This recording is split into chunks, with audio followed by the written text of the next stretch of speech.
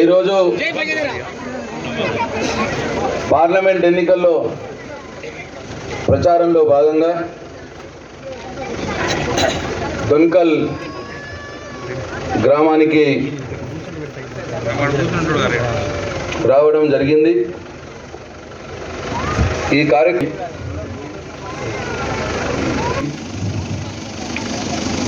మన నియోజకవర్గ ఈ ఎన్నికల సమన్వయకర్త వచ్చేసినటువంటి గౌరవనీయులు ఎల్లంపి రాజేశ్వర్ గారికి, మాజీ నిజామాబాద్ జిల్లా గ్రంథాలయ సంస్థ చైర్మన్,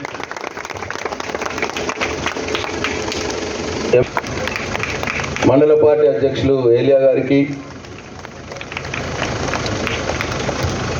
కాంగ్రెస్ పార్టీ నాయకులందరికీ పేరు పేరున, కార్యకర్తలందరికీ పేరు పేరున, దొన్కల్ గ్రామ యువకులకు, దొన్కల్ గ్రామ రైతన్నలకు, నా అన్న తమ్ముళ్లకు, ముఖ్యంగా నా అక్క చెల్లెళ్లకు, తల్లులకు అందరికి కూడా పేరు పేరున నా హృదయపూర్వక నమస్కారాలు తెలియజేసుకుంటాను.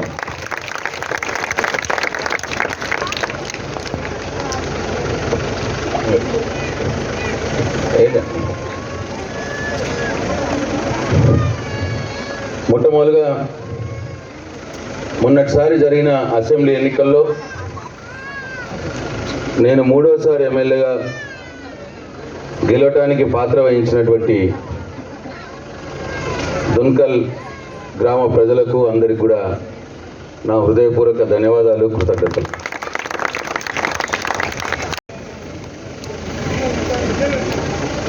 అయితే నేనైతే ఎమ్మెల్యేగా కిందవాడో మీదవాడో ఇంత తట్టుకోను, చివరికి ఒట్టున పడ్డా.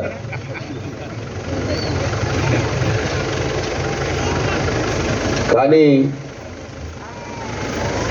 పైన టీఆర్ఎస్ పార్టీ ప్రభుత్వం రాలేదని, కేసీఆర్ గారు ముఖ్యమంత్రి కాలేకపోయారన్న బాధ నాలో ఉన్నది. అయితే 10 సంవత్సరాల కాలంలో మేము ఉన్నప్పుడు రాష్ట్రంలో కేసీఆర్ కావచ్చు, ఇక్కడ నియోజకవర్గంలో నేను కావచ్చు, ఆ భగవంతుడు మాకు ఇచ్చిన శక్తి మేరకు మాకు చేతనైనంత పనిచేయడం జరిగింది. అంతకుముందు 50 సంవత్సరాల కాలంలో జరగనటువంటి పనిని 10 సంవత్సరాల కాలంలోనే అన్ని గ్రామాల్లో చేసి చూపించాం. రైతులకు అనేక కార్యక్రమాలు చేసినాం. ఇంతకుముందు ఏమీ లేకుండే రైతులకు చాలా చేసినాం. ఇంతకుముందు సంక్షేమం మహిళలకు కావచ్చు, పేదలకు కావచ్చు ఆదుకునే దిశలో మాకంటే మొదలు ఏమీ లేకుండే, తర్వాత చాలా చేసినాం. అవన్నీ కూడా మీకు తెలుసు. అయినా సరే ఎక్కడో ఏదో ఇంకా ఏదో చేయవలసి ఉండే అని కొందరు, మాకు రావాల్సినవి రాలేవో అని కొందరు, అనుకోవడం, ఇంకా అన్నిటికంటే ముఖ్యంగా ఎన్నికలప్పుడు ఆ రోజు కాంగ్రెస్ పార్టీ అధ్యక్షుడు రేవంత్ రెడ్డి గారు కేసీఆర్ చేసిన దానికంటే నేను ఎక్కువ చేస్తానని చెప్పడం, కేసీఆర్ ఇచ్చిన దానికంటే నేను ఎక్కువ ఇస్తా అని చెప్పడం, కేసీఆర్ కంటే నేను బాగా పాలన చేస్తా అని చెప్పడం, ఇవన్నీ కూడా ప్రజలు ఆయన మాటలు నమ్మి కొంతమంది ప్రజలు అటువైపు మొగ్గడం జరిగింది. దాని ఫలితం ఇవాళ రాష్ట్రంలో కాంగ్రెస్ పార్టీ అధికారంలోకి వచ్చింది. ముఖ్యమంత్రిగా రేవంత్ రెడ్డి గారు అయినారు. టీఆర్ఎస్ పార్టీ అధికారం కోల్పోయింది. కేసీఆర్ పక్కకు జరిగినారు. పక్కకు జరగమన్నారు కాబట్టి జరిగినాం. 5 నెలల నుంచి చూస్తూ ఉన్నాం. ఇవాళ మేము ప్రతిపక్ష స్థానంలో ఉన్నాం.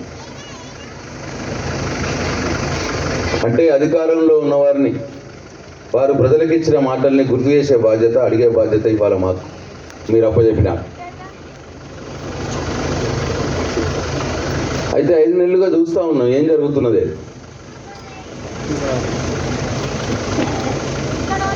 10 సంవత్సరాలలో కేసీఆర్ పాలనలో ఏనాడు కూడా గ్రామాల్లో ఇళ్లలో కరెంటు పోలేదు, పొలం కాడ కరెంటు పోలేదు. కానీ 4-5 నెలల కాలంలోనే మళ్ళీ కరెంటు పోవడం మొదలైంది. ఇళ్లలో పోతున్నది, తోటలలో పోతున్నది, గ్రామాల్లో పోతున్నది. అవన్నిటి కూడా మీరు సాక్ష్యమే. బోర్లు ఎండిపోతూ ఉన్నాయి. ఇట్లా మళ్ళీ ఒకటి పాత రోజుల్లోకి పోతా ఉన్నాం. సరే, ఆనాడు ఎన్నికల్లో ఈ గ్యారంటీ కార్డు 6 గ్యారంటీలు 13 హామీలు మేము అమలు చేస్తాం, కొన్ని రాగానే అమలు చేస్తాం డిసెంబర్ 9కి, కొన్ని నెల రోజుల్లో అమలు చేస్తాం, కొన్ని 100 రోజుల్లో చేసి పెడతాం అని చెప్పి మీ ఇంటింటికి కార్డులు పంపించినారు. టీవీలలో చెప్పినాడు రేవంత్ రెడ్డి గారు. ఇవాళ డిసెంబర్ 9 పోయింది, జనవరి 9 పోయింది, ఫిబ్రవరి 9 అయిపోయింది, మార్చి 9 అయిపోయింది, ఏప్రిల్ 9 అయిపోయింది, ఇప్పుడు మే 9 అవుతాను. చెప్పినవి 5 నెలలు అయింది, 145 రోజులు అయిపోయింది, 100 రోజులు అన్నారు. ఇన్ని చెప్తే ఒకటి అమలవుతా ఉన్నది నాకు అర్థమైన కాడికి. అది లేడీస్కు ఫ్రీ బస్సు, అదొక్కటి అమలవుతుంది. ఇక అది ఎక్కిన వాళ్ళకి తెలుస్తున్న దాంట్లో ఏముందో, నేనైతే ఎక్కలేదు, నాకు తెలియదు. అది మీకే తెలియాలి మంచిగా. ఇన్ని చెప్పారు కదా, 13 చెప్పారు. 13 మెయిన్ ఇంకా దానికి అనుబంధంగా ఇంకా చాలా ఉన్నాయి. మెయినే 13లో ఒకటి ఉచిత బస్సు. అది కూడా ఎలక్షన్ల తర్వాత ఆర్టీసీ వాళ్ళు చేతులు లేపేసారట. మాకు నడవది, నువ్వు పైసలు ఇస్తాను ఇవ్వట్లేదని. వాళ్ళకు కూడా పైసలు ఇస్తానని వాళ్ళకు కూడా ఇవ్వట్లేదు. ఇక ఇంకోటి నేను చేసినా అని చెప్పుకుంటున్నాడు. 500 రూపాయలకు సిలిండర్ ఇచ్చేది నేను చేసినా అని చెప్పుకుంటున్నాడు. ఎలక్షన్లో ఇప్పుడు 500 రూపాయలకే సిలిండర్ ఇస్తా అన్నాడు. ఇప్పుడు మళ్ళా మీరు మొత్తం కట్టి తెచ్చుకోరి, నేను మళ్ళీ మీకు 500 బ్యాంకులు వేస్తా అంటున్నాడు. ఇప్పుడు తెచ్చుకుంటే వాళ్ళు మొత్తం కట్టి తెచ్చుకున్నారు. అలాగ 500 బ్యాంకులో పడ్డాయా పడలేదా మీరే చెప్పాలి. నేను ఏ ఊర్లో అడిగినా పడలేవు అంటున్నావు. మరి దొంగంట కూడా పడ్డాయో పడలేదో పడలేదు. అది కూడా పట్టిగానే అయిపోయింది. దీని మీద ఇప్పటిదాకా 100 రోజులు అన్నాడు, 145 రోజులు అయింది. ఒక బస్సు తప్ప ఏం రాలే. ఇంకా ఏమన్నాడు చూడండి, మహిళలకు పెన్షన్ ఎంత వస్తుంది? 2000 వస్తుంది కదా. వచ్చే నెల నీకు 4000 నీ ఖాతాలో పడతాయి. వచ్చే నెల డిసెంబర్ 9 నాడు పెద్దమ్మ 2000 కాదు, ఇందిరమ్మ రాజ్యం వచ్చి నీకు 4000 రూపాయలు పెన్షన్ వస్తుంది. ఎవరిని అడుక్కునే పని లేదు. ఇంతకుముందే సీన్ చెప్పి నీ మనోడు వచ్చి నీ కాళ్ళు ఎత్తుతాడు, పెట్రోల్కు 500 1000 ఇయ్యమని. నడిచి నీ కాళ్ళు నొత్తే నీ మనోడు వచ్చి నీ కాళ్ళు ఎత్తుతాడు. ఎందుకంటే ఆయన పెట్రోల్ బండి ఇంత పెట్రోల్ కావాలంటే 500 1000 నిన్ను అడుక్కోవాలి. డిసెంబర్ 9న నేను రాగానే 2000 బదులు 4000 చేస్తా అన్నాడు. ఇంకా ఏమన్నాడు, కేసీఆర్ అవ్వకే ఇస్తున్నాడు, నేను అయ్యకు కూడా ఇస్తా అన్నాడు, తాతకు కూడా ఇస్తా అన్నాడు. ఇంత ఒకటే పెన్షన్ ఇస్తున్నాడు, నేను ఎందరుంటే అందరికి ఇస్తా అన్నాడు. గవర్నమెంట్ జాబ్ ఇస్తూ తల్లిదండ్రులకు కూడా ఇస్తా అన్నాడు. 5 నెలలు అయింది, ఒక్క పెన్షన్ కూడా కొత్తది ఉట్లే. మేము ఈ గ్రామంలో నేను రాకున్న మొదలు 250 300 పెన్షన్లు ఉంటుండే, 200 చొప్పున ఇద్దరు. నేను వచ్చినాక దాన్ని 700 800 చేసినాం. 800 మందికి అయినా అంటే 600 కొత్తగా పుట్టినాయి, 2000 చేసినాం. అయినా వీళ్ళు 4000 అనే వరకల్లే. ఆ 2000 వచ్చిన వాళ్ళు కూడా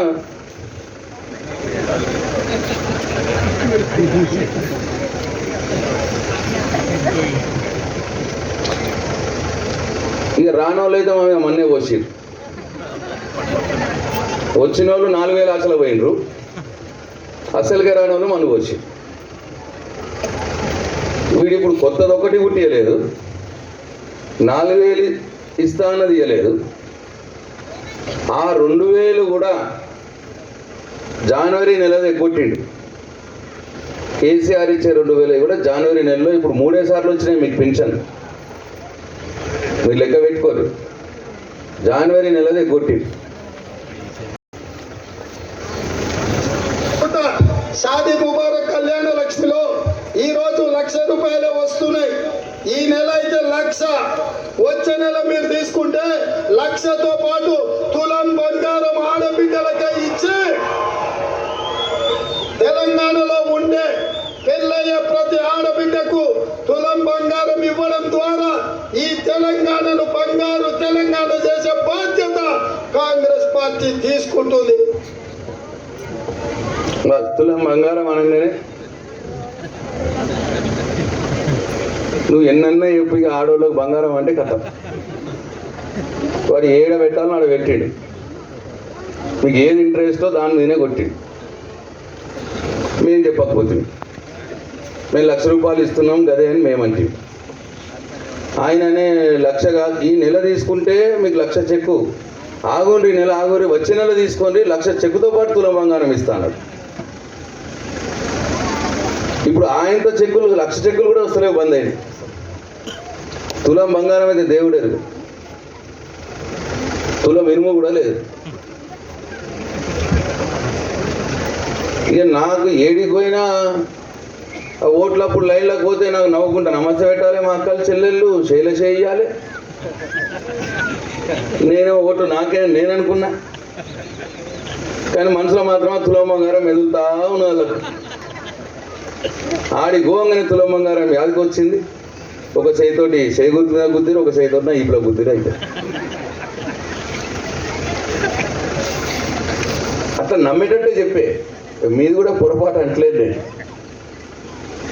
ఎవరికైనా ఎక్కువ అవుతుందంటే ఆశ ఉంటుంది, అంత మోసం చేస్తారని నేను కూడా అనుకోలే, ప్రామిస్ చెప్తాను. అట్లా లేడీస్ ఇట్లా లేడీస్ని పెన్షన్ వచ్చే వాళ్ళకి ఇట్లా ఏది ఇంకోటి ఉన్నది చూడు, ఇంటాయన దగ్గర నగదు ఉండడం పెట్టి షాపులలో ఇస్తున్నాడు. అవునా? అందుకే మా అక్కల కష్టాలు చూసి నగదు మా అక్క దగ్గర ఉంటే పిల్లల చదువులు, ఇంటి ఖర్చులు, పండుగ పూట సుట్టం వస్తే ఇంత మంచి చెడ్డ చూడడానికి ఉంటుంది. అందుకే ప్రతి నెల 1వ తారీఖు నాడు ప్రభుత్వ ఉద్యోగికి జీతం వచ్చినట్టుగా ప్రతి నెల 1వ తారీఖు నాడు ఆడబిడ్డల ఖాతాలో 2 500 రూపాయలు ప్రతి నెల ఆడబిడ్డల ఖాతాలో ఇవ్వాలని కాంగ్రెస్ పార్టీ నిర్ణయం తీసుకున్నది. పెన్షన్ రాని వాళ్ళందరికీ 2500 రూపాయలు ప్రతి ఆడబిడ్డకి మొదటి తారీఖు నాడే వేస్తా. గవర్నమెంట్ జాబ్ ఇస్తా, జీతం ఎట్లు వేస్తానో అట్లా వేస్తా అన్నాడు. ఆ మొదటి తారీఖులు ఇప్పుడు 5 పోయినాయి. ఇప్పటికి 5 మొదటి తారీఖులు పోయినాయి. దాని తప్పులు లేదు. ఇప్పుడు ఇంకా రైతులకు ఏమన్నాడో చూడండి. ఇవాళ రుణమాఫీ చేసిన వాళ్ళందరినీ నేను విజ్ఞప్తి చేస్తున్నాను. ఎంబడే బ్యాంకు పోయి 2 లక్షలు తెచ్చుకోండి. జనవరిలో డిసెంబర్ 9 నాడు నేను రాగానే మాఫీ చేస్తాను. ఇవాళ చంద్రశేఖరరావు ఏమనుకుంటున్నా అంటే రుణమాఫీ చేసిన ఓట్లు నాకు పడతాయని. నేనేం చెప్తున్నా అంటే రుణమాఫీ అయిన వాళ్ళందరూ ఎంబడి పోయి మళ్ళీ 2 లక్షల రుణం తెచ్చుకోండి. డిసెంబర్ 9 నాడు నేను అవి మాఫీ చేస్తాను. కాబట్టి రైతులందరికీ నేను విజ్ఞప్తి చేస్తున్నా. ఎంబడే పోయి బ్యాంకు పోయి లోన్లు తెచ్చుకోరి, వచ్చిన ఎంబడే నేను రుణమాఫీ చేస్తాను. ఎట్లా చెప్పి డిమాండ్ అంటే నా వెనకల తిరిగే రైతులు కూడా అటే గుద్ది రేపు అయిపోయి 2 లక్షలకు నమ్మేటట్టే. ఇక నేను డిసెంబర్ 9కి వచ్చి ఇప్పుడు 2 లక్షల వరకు వెళ్ళే ఇక ప్రశాంత్ రెడ్డి మంచోడే కానీ ఇక 2 సార్లు వేసాం కదా ఆయనకు. ఒకసారికి 2 లక్షలు ఇస్తా అంటుండే కానీ అటు గుద్ది రైతు ఈ ఒక్కసారి కట్టేద్దాం చూద్దామని. అట్లా ఇంకా ఏమన్నాడు చూడు రైతులకు. మర్చిపోయారు. ఇప్పుడు రైతు రుణమాఫీ ఆగస్టు 15కి వేస్తాడట. మళ్ళా ఇప్పుడు డేట్ మార్చిండు. మళ్ళా డిసెంబర్ 9 పోయింది, జనవరి 9, మార్చి 9, ఏప్రిల్ 9, ఫిబ్రవరి, మే 9, 5 9 పోయినాయి. 5 నెలలు అయిపోయింది. మళ్ళా ఇప్పుడు ఆగస్టు 15కి వేస్తా అంటున్నాడు. 15 ఆగస్టు అంటే ఇంకో 3.5 నెలలు. దాని మర్మం ఏంటంటే నా రైతన్నలు జాగ్రత్తగా వినాలి. మీరు విని ఇక్కడికి రాని వాళ్ళకు కూడా చెప్పురు దయచేసి. దాని మర్మం ఏంటంటే ఆగస్టు 15కి చేస్తా అంటుండగా అంతలోపు ఈ ఓట్లు అయిపోతాయి. ఏది ఎంపీ ఓట్లు అయిపోతాయి, సర్పంచ్ ఓట్లు అయిపోతాయి, ఎంపీటీసీ ఓట్లు అయిపోతాయి, జడ్పీటీసీ ఓట్లు కూడా అయిపోతాయి. ఇక మళ్ళీ ఓట్లు ఉండవు 5 ఏళ్ళ దానిక. అంటే మళ్ళీ ఒకసారి మోచేతికి బోళ్ళెం పెట్టి మళ్ళీ ఈ 3 ఎన్నికల్లో ఓట్లు తీసుకుందాం అని ప్లాన్. రైతన్నలు ఆలోచన చేయాలి దయచేసి. ఏ ఊరుకో తా ఊరు దేవుడి మీద ఓటు పెడుతున్నాడు. ఇప్పుడు ఇక ఇంతకుముందు ఏం జరిగింది చెప్పనా? ఎలక్షన్లప్పుడు ఈ మన నియోజకవర్గం నుంచి కాంగ్రెస్ పార్టీ అభ్యర్థి ఈ 6 గ్యారెంటీల కార్డు తీసుకుపోయి లింబాద్రిగుట్ట భీమగల్ నరసింహస్వామి దగ్గరికి పోయింది. పోయి ఆడ పూజ చేయించారు. పూజ చేయించి బయటకు వచ్చి టీవీలలో పత్రికలకు మాట్లాడారు. ఇగో మేము లింబాద్రిగుట్ట నరసింహస్వామి మీద ఒట్టేసి చెప్తున్నాం. ఇగో 6 గ్యారెంటీలు 13 హామీలు 100 రోజుల్లో అమలు చేస్తామని చెప్పి ఒట్టేసి. ఎవరి మీద? లింబాద్రిగుట్ట నరసింహస్వామి మీద 100 రోజుల్లో చేస్తామని. ఇప్పుడు 145 రోజులు అయింది. పాపం ఎటు పోవాలి ఇప్పుడైనా నరసింహస్వామి? ఎటు పోవాలి పాపమైనా?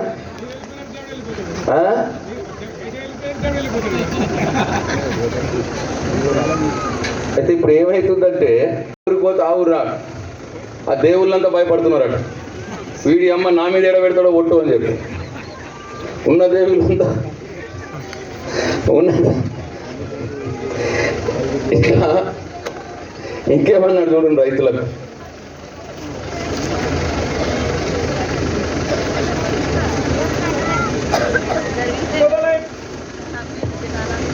వ్యవసాయ పనులు మొదలయ్యే ముందంటే సంవత్సరానికి ప్రతి రైతుకు ఎకరాకు 15,000 రూపాయలు రైతు భరోసా పథకం కింద ప్రతి రైతును ఆదుకునే బాధ్యత కాంగ్రెస్ పార్టీ తీసుకుంటుంది.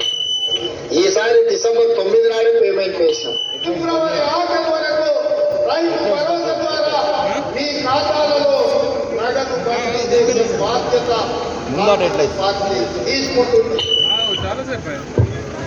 ఏం చెప్పిండు? కేసీఆర్ 10,000 రైతు బంధు ఇస్తున్నాడు ఎకరానికి. నేను వస్తే 15,000 రైతు బంధు ఇస్తా.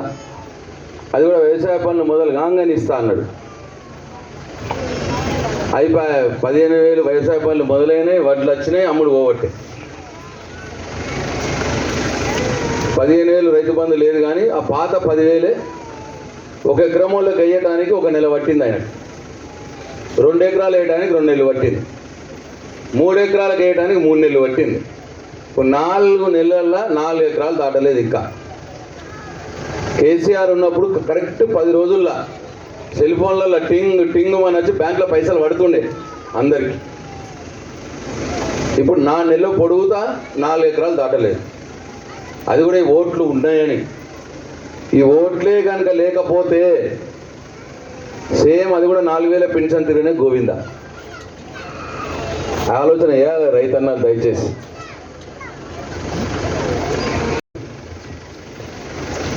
తెలంగాణ రైతాంగానికి 69 లక్షల రైతులకు నేను మాట ఇస్తున్నా, వచ్చేసారి పండించే వడ్లకు 500 రూపాయలు బోనస్ ఇచ్చి ప్రతి గింజ చివరి గింజ వరకు కొనుగోలు చేసే బాధ్యత నాది. నా తెలంగాణ రైతాంగ సోదరులకు నేను మాట ఇస్తున్నా మిత్రులారా. ఏది 2 సార్లు వడ్లు వచ్చే పాయ. నేను మొన్న ధర్నా పట్టినా, రేవంత్ రెడ్డి నువ్వు చెప్పినావు 500 రూపాయలు క్వింటాల్కి ఇవ్వాలి నువ్వు అని. భీమ్గల్లో ధర్నా పట్టినా, వేల్పూర్లో ధర్నా పట్టినా, చెప్పినాం. లేదు అయినా వడ్లు వచ్చే ప్రైవేట్ వాళ్ళు 2,000, 2,100 కొనుక్కుంటున్నారు, పోతున్నారు. గవర్నమెంట్కి కూడా 2,100 కాట పడుతున్నది, 2,200. ఒకవేళ నువ్వు బోనస్ ఇచ్చుంటే 2,700 వచ్చు క్వింటాల్కి. ఎకరంకు 10-12 ఎక్కువ వచ్చు. అది ఎగ్గొడితే ఇప్పుడు మళ్ళీ ఏంది అంటే వచ్చేసారికి ఇస్తాడట. అంటే వచ్చేసారికి ఇస్తా అని మళ్ళా మోచేతుకు బొల్లం, మళ్ళీ ఓట్లు పడాలి. ఇప్పుడు ఇక వచ్చేసారికి ఇస్తాడట అని చెప్తారు. ఇప్పుడు కాంగ్రెస్ వాళ్ళే వచ్చేసారికి ఇస్తాడు, ఓట్లు వేయరు, మళ్ళీ ఓట్లు వేయాలి. ఇట్లా రైతులకు మహిళలకు ఇన్ని చెప్పి మోసపోయినాం. ఒకసారి మోసపోయినామా లేదా? మోసపోయినామా లేదా? మరి మళ్ళా ఇప్పుడు ఎన్నికలు వచ్చినాయి, వాళ్ళకే ఓట్లు వేసి రెండోసారి కూడా మోసపోదామా? ఆలోచన చేయండి. మీ చేయలే నిర్ణయం ఉన్నది. రెండోసారి కూడా మోసపోతామంటే మీ ఇష్టం, ఎవ్వరేమేం చేసేది ఉండదు దీనికి. ఒకవేళ మేము మోసపోము అన్నారు అనుకోండి, ఒక పని చేయాలి మీరు. ఇప్పుడు ఈ ఓటే మన ఆయుధంగా ఉంచుకోవాలి. ఈ ఓటుతోటి నాకు వచ్చేదేం లేదు, కేసీఆర్ మళ్ళీ ముఖ్యమంత్రి అయ్యేది కూడా లేదు, నేనేం మంత్రిని అయ్యేది కూడా లేదు. నేను గిట్టనే ప్రతిపక్ష ఎమ్మెల్యేగానే ఉంటా. కానీ ఓటుతోటి మీకు లాభమయ్యే విధంగా నువ్వు ఇన్ని చెప్పినావు, చెయ్యలేదు, మాకు బాధగా ఉన్నది కాబట్టే ఇక మీకు ఓటేస్తలేము మేము అని ఓటుతోటి వాళ్ళకి సురుకు పెట్టాలి. పెడితే ఏమవుతుంది? పెడితే వాళ్ళకి భయం పుట్టుకొస్తుంది. భయం పుట్టుకొచ్చి మేము అన్న 4 ఏళ్ళు ముందటి రోజులు అన్నా దీంట్లో కొన్నన్నా కానీ అమలు చేయడానికి ప్రయత్నం చేస్తారు. లేదు మళ్ళా వాళ్ళకే ఓట్లు వేసినాం అని అనుకోండి, రెండోసారి కూడా మోసపోతాం అని అనుకుంటే నవ్వుల పాలవుతాం. మేము ఏం చేయకున్నా మాకు ఓట్లు వేసిరు మళ్ళా అని లాపరు అవుతాం. ఎంపీగా గెలిచిండు, ఒక్కసారి రాడు, ఒక్క పైస తేడు, మళ్ళీ ఆయనకు ఓట్లేద్దాం. ఏమనంటే మోడీ వచ్చి నిలబడితే చూద్దాం. ఈయనకెందుకు వేయాలి ఓటు? ఇంకో మాట, 543 మంది ఎంపీలు ఉంటారమ్మా మొత్తం దేశంలో. ఎంతమంది? 543 ఎంపీలు కలిపి ప్రధానమంత్రిని ఎన్నుకుంటారు. ఆ 543 మందిలో ఒక్క బోడీ, ఈ అరవింద్ ఒక్క ఎంపీ. ఈయన ఓడినా గెలిచినా ఆడ నరేంద్ర మోడీ ప్రధానమంత్రి కావడానికో రాహుల్ గాంధీ ప్రధానమంత్రి కావడానికో ఏం ఫరక్ పడేది లేదు. గెలిస్తే మాత్రం మనం నవ్వుల పాలవుతాం. నేను ఒక్కసారి పోకున్నా గర్జుకేసిరు నా కోట్లు అంటాడు ఆయన. జట్మాయించి గర్జుకేసిరు నా కోట్లు అంటాడు ఆయన. అట్లా అనిపించుకుందామా? ఆలోచన చేయండి, మీరే నిర్ణయం మీరే.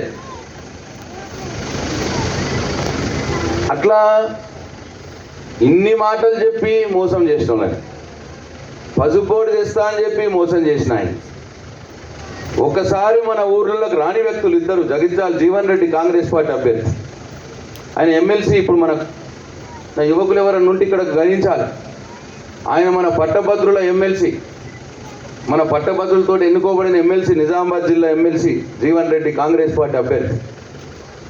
ఎమ్మెల్సీగా ఉంటూ ఒక్కసారన్నా కానీ మన దొనకలకు వచ్చిండా? 5 ఏళ్ళల్లో ₹1 ఇచ్చిండా? ఎందుకు వేయాలి ఆయన ఓటు? ఈయన ఎంపీ రాడు, పట్టించుకోడు, ఆయనకి ఎందుకు వేయాలి ఓటు? నేనున్న మంచికి చెడుకు పిసోడు తిరిగి వస్తున్నా నేను, అయినా మీకు నా మీద దయ కలుగుతలేదు దొనుకుంటే వాళ్ళకు. 10లో 8 చేసి ఒక 2 చేయకపోవచ్చు, కానీ వీళ్ళ తిరిగి మొత్తం ఎగ్గొట్టలే. నేను ప్రయత్నం చేసిన, 10కి 10 చేయడానికి కూడా ప్రయత్నం చేసిన. దాంట్లో కొందరికి వచ్చినాయి, కొందరికి రాలేవు, రానోళ్ళ కోపం ఉండొచ్చు, కానీ వచ్చిన వాళ్ళు కూడా నన్ను ఆదుకోలే కదా.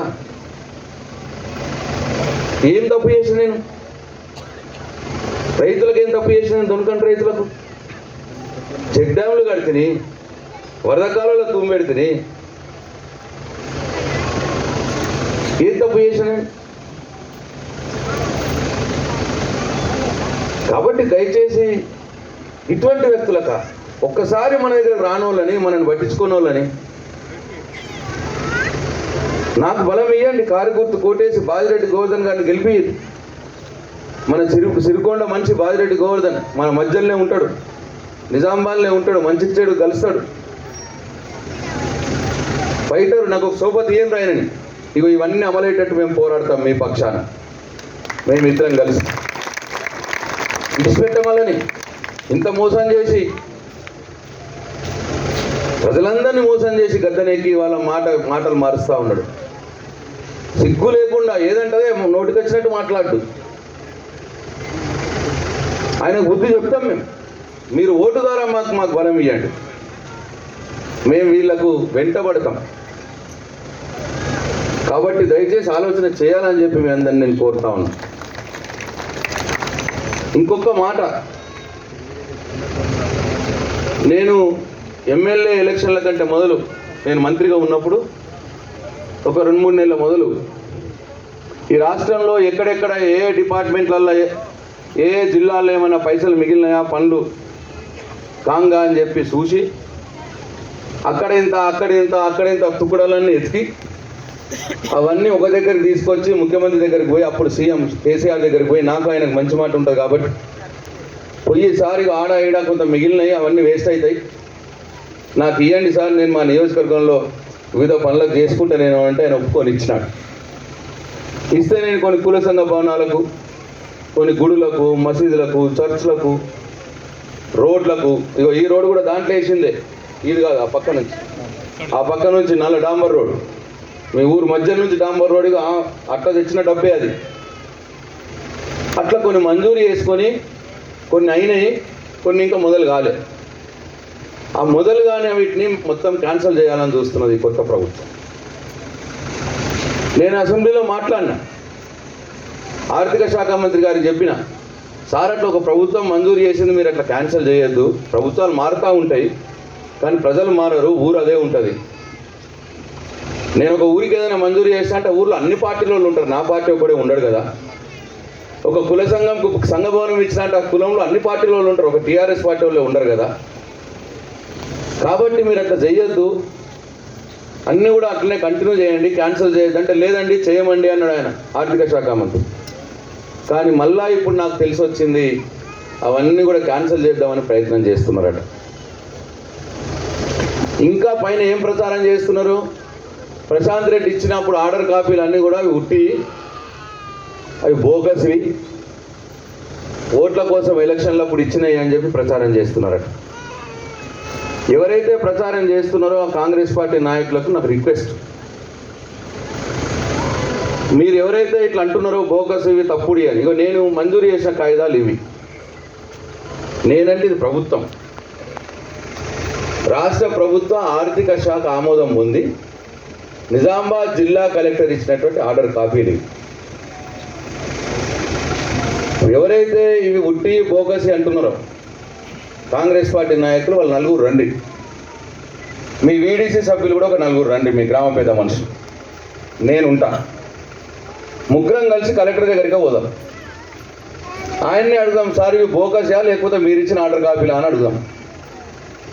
ఒకవేళ ఆయన బోకసి అన్నాడు అనుకోండి, ఉట్టి అన్నాడు అనుకోండి, నేను ఆన్నే నా ఎమ్మెల్యే పదవికి రాజీనామా చేసి వెళ్ళిపోతా. నేను పెడితే ఇవి చేపించే అవకాశం ఉంటుంది.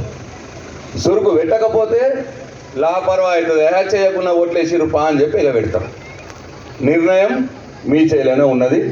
జై తెలంగాణ, జై కేసీఆర్, కారు గుర్తుకే, కారు గుర్తుకే. Thank you. లేదండి కరెక్ట్ మేమే ఇచ్చినాం, గవర్నమెంట్ ఆర్డర్ ఇచ్చింది అన్నాడు అనుకోండి, నేను మిమ్మల్ని రాజీనామా ఏం చేయమన్నా, ఈ పనులన్నీ కూడా ఆపకుండా ముందుకు పోనీయాలని చెప్పి కోరుతాం. ఈ విషయంలో ఎక్కడికక్కడ మీరు వీడీసీ సభ్యులు, కుల సంఘాల సభ్యులు మీరు చొరవ తీసుకొని మీ గ్రామాల్లో ఉన్న కాంగ్రెస్ పార్టీ నాయకుల్ని నేను ఇప్పుడు చెప్పినట్టు చెప్పండి దయచేసి. కాబట్టి ఏదైనా ఇప్పుడు కాంగ్రెస్ పార్టీ రాష్ట్రంలో అధికారంలో ఉన్నది, కేంద్రంలో కూడా బీజేపీ కాంగ్రెస్ పార్టీ వస్తుంది, ఇద్దరు కూడా అధికారంలో ఉంటారు. ఆ ఇద్దరు అధికారంలో ఉన్న వాళ్ళకే మీరు ఓట్లేసి గెలిపించిననుకో, ఇవి చెప్పిన ఎన్ను కూడా మోచేతికి బెల్లం అవుతాయి. లేదు వాళ్ళిద్దరు అధికారంలో ఉన్నోళ్ళు కాకుండా ప్రతిపక్షంలో ఉన్న ప్రశ్నించే పోరాడే బాధ్యత ఇచ్చినటువంటి, ఇప్పుడు మీరే ఇచ్చారు మాకు ఈ బాధ్యత, మీరు పక్కన ఉండి మీరు ప్రశ్నించండి అని చెప్పి ఇచ్చారు. కాబట్టి మీరు మమ్మల్ని గెలిపిస్తే మాకు ప్రశ్నించడానికి బలం ఉంటుంది, పోరాడి ఇవన్నీ చేపించడానికి మాకు బలం వస్తుంది అని చెప్పి మీ అందరికి నేను మనవి చేసుకుంటూ జాగ్రత్తగా ఆలోచించుర్రి. నేను చెప్పింది నిజమా అబద్ధమా మనసు పెట్టి ఆలోచించుర్రి, స్థిరంగా ఆలోచించుర్రి, ఒక నిర్ణయానికి రండి. ఆగం కాకుండా ఎందరేం చెప్పినా అవన్నీ బట్టి మాటలు నేను ఇంతకుముందు కూడా చెప్పిన, నన్ను నమ్మలే మీరు, ఆ ఆశలు పడ్డారు. నేను ఇంతకుముందు ఒక ఆయన సూది చక్కెర కథ చెప్పినా చెప్పలేదా? ఒక ఆయన షర్టుకు బటన్ కుడుతున్నాడట, అంగికి బటన్ కుడుతున్నాడు, కుట్టంగా ఆయన